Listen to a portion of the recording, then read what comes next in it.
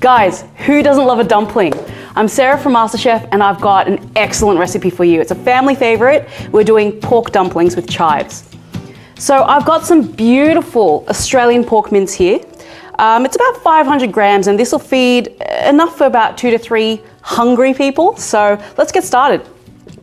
To this mince, I'm actually adding about half a cup of finely chopped chives. Now these are the flat kind of chives that you see in Chinese stores. You can use the regular cylindrical chives, that's totally fine, as long as you get that beautiful chive flavor in there. Great. So to that, I'm also adding a nice generous pinch of salt. A little bit more. A generous pinch of pepper.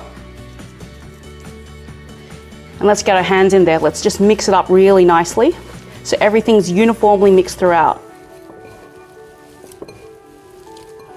So again, I'm just compacting down that mince. It'll add a really great texture to the inside of the dumpling.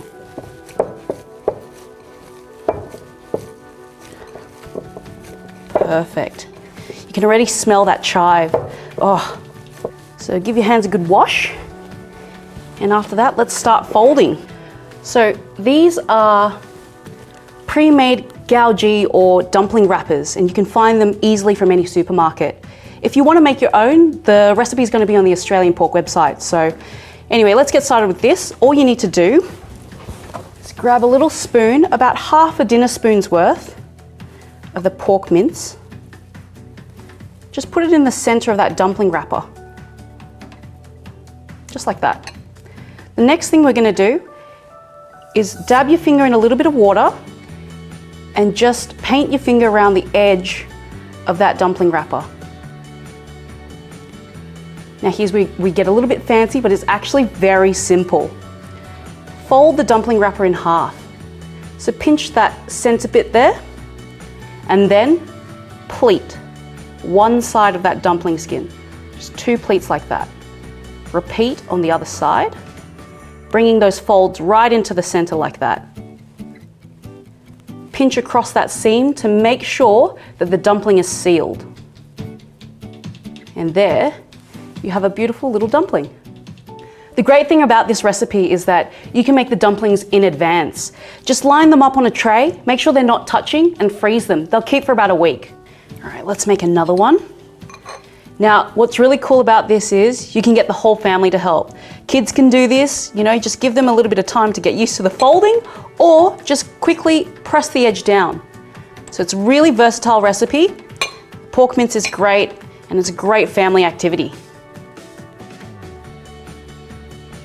So again with the pleating. Now you could just seal the edge just as is, and that would work totally fine, but I like a few pleats in it.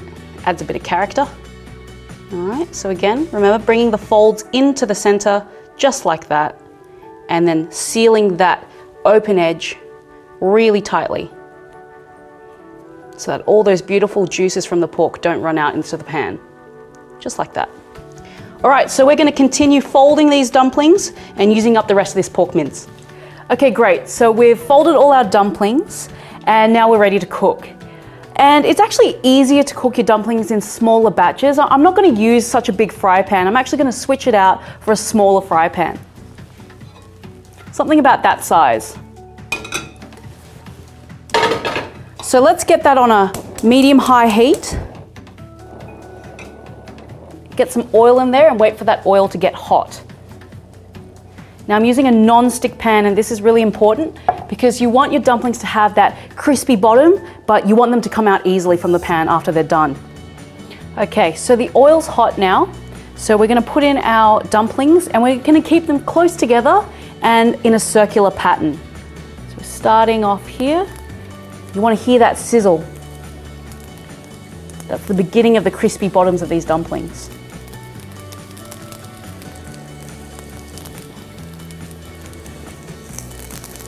Keep them tight and together. Don't be afraid to just shift them about a little bit. Just like that. Okay, let's leave that for a second, and in the meantime, let's grab a kettle of boiling water. All right, so I'm going to fill up the pan with water about 1/3 of the way up the dumpling, And what that's going to do is going to create steam when we put the lid on. So the dumpling will be beautiful and soft and supple, and you'll have a crispy bottom. Now be very careful, there's a lot of steam. All right, and let's pop the lid straight on. So while our dumplings are cooking, let's move on to our cucumber salsa. So for this, I've got 1 Lebanese cucumber, and all I'm going to do now is just peel it. So all I'm going to do is cut this cucumber at odd angles. So basically we'll want to just slice at an angle from one end, rotate it, and keep slicing little wedges off the cucumber. What this does is it's a bit more of an interesting shape, and it means that the cucumber keeps its structure once you put the dressing on it. Alright. So just keep turning and cutting until you use up the whole cucumber. Great. So let's get that into a little bowl. And to the cucumbers, I'm going to add a little bit of Chinese cooking wine. Now this is totally optional, but it does give a little bit of sweetness to it. So I'm just going to add a dash of that,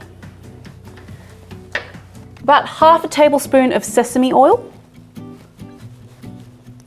and about 1 tablespoon of light soy sauce. Great. Let's give that a little mix. All right, and now I'm actually going to add some toasted sesame seeds. It adds a little crunch to it as well. Let's add a little pinch of black pepper. There we go. Give that a nice mix. And let's get that into a serving bowl. Oh, it smells so good. That sesame oil and those toasted sesame seeds. Oh, you can't beat that. Great. So I can kind of hear the dumplings are now starting to fry a little bit. All the liquid is evaporating, and that means we're starting to get some crispy bottoms. To go with our dumplings, we're also going to add a black vinegar and ginger dipping sauce. So let's get on to that. I've got a nice bit of ginger here. I'm just going to cut off about 3 or 4 thin slices. All right. Now I'm going to stack them together, and I'm just going to finely slice this into thin strips, just like that. All right, let's add the ginger to a little sauce dish. Let's add a dash of soy sauce, light soy to that, just a dash, and then let's add about a tablespoon of black vinegar. And that's our ginger and black vinegar dipping sauce done. Now let's move back to our dumplings here. You can hear that sizzle, and all that liquid, all that water has evaporated, which means we're going to get a nice crispy bottom on those dumplings, and we're just going to leave it for a few more minutes just so that it gets nice and crispy. Okay, so we've left the dumplings on heat for a little bit, and you can see that it's getting nice and brown around the edges. I'm just going to make sure that they're not stuck to the pan too much. All right, so just gently lift them up. You can use a spoon if you'd like, just to loosen up that edge of the pan. Oh, they're looking so good. You can smell all that nice chive, and oh, that pork is great. Fantastic. Let's turn off the heat.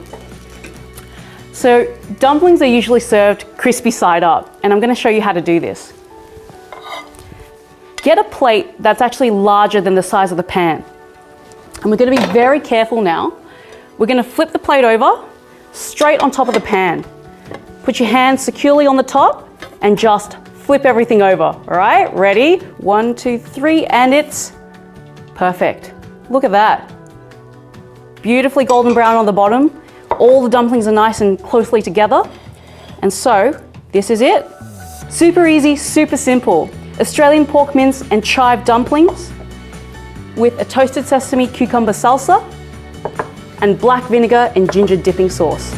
So good.